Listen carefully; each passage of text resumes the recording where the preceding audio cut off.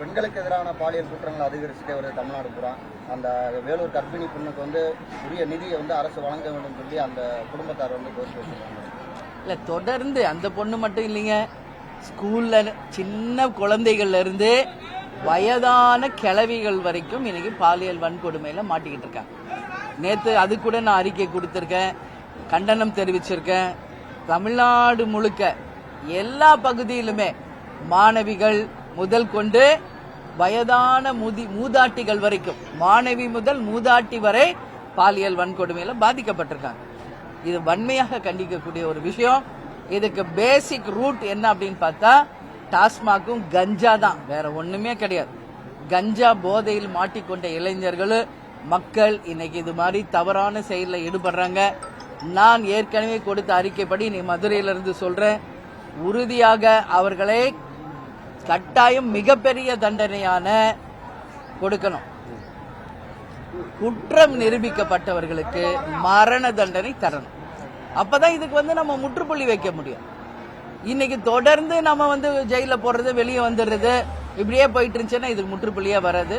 அதிகபட்ச தண்டனையான நிரூபிக்கப்பட்டவர்களுக்கு மரண தண்டனை இந்த அரசு உடனடியாக தரணும்.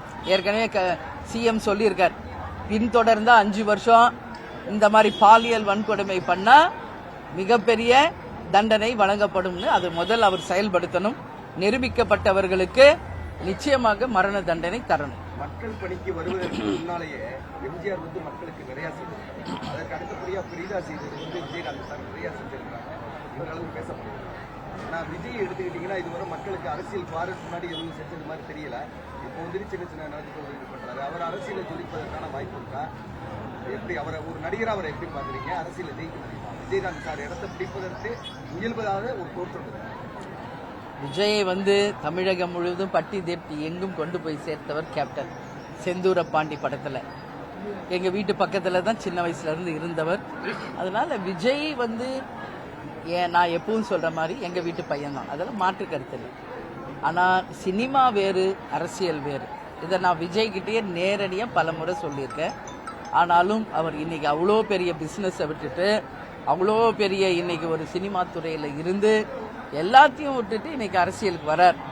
அது நம்ம பாராட்டணும். முதல்ல இன்னைக்கு வரணும்னு நினைக்கிறாரு, இளைஞரா இருக்காரு. என்ன சாதிக்க போறார், என்ன சரித்திரம் படைக்க போறார் அப்படிங்கறத உங்களை மாதிரி நாங்களும் வெயிட் பண்ணிக்கிட்டு இருக்கோம்.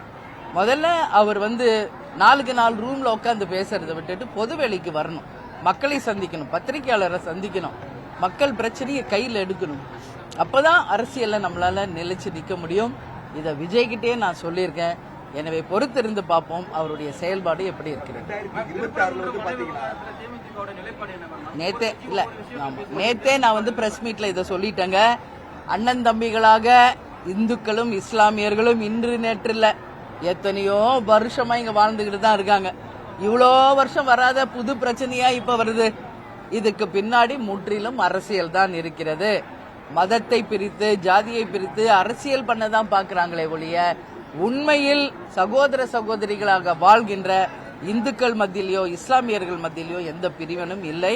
எனவே இது மாதிரி மதத்தை தூண்டி அரசியல் செய்வது மிக மிக ஆபத்தான ஒரு விஷயம். இது எப்போதுமே திமுக ஆட்சிகளுக்கு வந்தா இது மாதிரி விஷயங்களை செய்வது அவங்களுடைய வழக்கம். அதனால நிச்சயமாக இது உடனடியாக முற்றிலுமாக நிறுத்தப்படணும். இதற்கு இப்பயே முற்றுப்புள்ளி வச்சணும். இது தொடரக்கூடாது. இது மிகப்பெரிய ஒரு அபாயத்தை உருவாக்கும். உறுதிப்படுத்திய தகவல் இல்லை இருந்தாலும் கூட கூட்டணி அமைகிற பட்சத்தில் 2024 விஜய் எந்த கூட்டணிக்கு வருவாரோ ஒரு முதலமைச்சர் வேட்பாளராக இருந்தால் தான் வருவாரு அப்படின்னு பேசப்படுது. வந்த உடனே முதலமைச்சர் வேட்பாளராக இந்த இருக்கிற கட்சியெல்லாம் ஏற்றுக்குவாங்களா? கூட்டணியில நீங்க விஜய் கூட்டணிக்கான வாய்ப்பு இருக்கா? இல்ல, இது விஜய் வராரா, முதல்வர் வேட்பாளரை கேட்கிறாரா, எந்த கூட்டணிக்கு வராரு, இது எதுவுமே நமக்கு தெரியாது. நீங்க அவர்கிட்ட தான் இதுக்கான பதில் கேட்கணும். விஜய் பத்தி கேள்விக்கு என்கிட்ட பதில் கேட்டா என்ன சொல்ல முடியாது. தேமுதிகவை பத்தி கேளுங்க, நாங்க சொல்றோம். அதனால என்ன நான் சொல்றேன்னா, உடனே வந்தவுடனே முதல்வர் ஆயிரணும் அப்படின்னு நினைக்கிறாங்க இன்னைக்கு இருக்கிறவங்க. முதல்வரே ஸ்டேட்மெண்ட் கொடுத்திருக்காரு. உதயா மட்டும் உடனே வந்தவுடனே துணை முதல்வர் ஆகலாமா அப்படின்னு மக்கள் கேள்வியை நான் கேட்கிறேன். ஒரு 3-4 வருஷத்திலேயே சாதாரண உறுப்பினராக வந்தாரு, எலெக்ஷன் கேம்பெயின் போனாரு, அதுக்கு அடுத்து பார்த்தா எம்எல்ஏ ஆனாரு, உடனே அமைச்சர் ஆனாரு, இன்னைக்கு துணை முதல்வர் ஆயிட்டாரு. ஜஸ்ட் எல்லாமே 3-4 இயர்ஸ்க்குள்ள. அப்ப அதை மக்கள் ஏத்துக்கிறாங்களா அப்படின்ற கேள்வியை மக்கள் கேள்வியாக நான் முதல்வரை கேட்கிறேன்.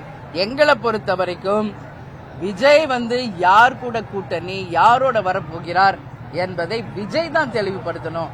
அதை பத்தி நான் என்னோட கருத்தை இந்த நேரத்தில் சொல்ல முடியாது. தவிர்க்க முடியாத தம்ப்நெயில்ஸ், கலக்கலான கண்டென்ட்ஸ், சினிமாவும் சீரியஸ் பிரச்சனைகளும், சும்மாவே ராம் சரண் தளபதி விஜய் எப்படா பெரிய கலகலப்பும் கைகலப்பும், me too love you thank you அவர்கள் அந்த மாஸ் ஏத்துறது தியேட்டர் தெரிக்குதுனாலே டன்னு தான். பிரேக்கே இல்லாமல் பிரேக்கிங் நியூஸ் சொல்லும் தந்தி டிவி ஆப். இன்ஸ்டா தலைமுறை வரை இறங்கி அடிக்கும் தந்தி டிவியின் டிஜிட்டல் எக்ஸ்க்ளூசிவ்.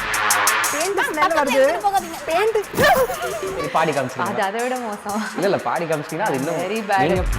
தந்தி டிவி ஆப்பை இலவசமா டவுன்லோட் செய்யுங்க. ஃபாலோ பண்ணுங்க, சப்ஸ்கிரைப் பண்ணுங்க, என்ஜாய் பண்ணுங்க.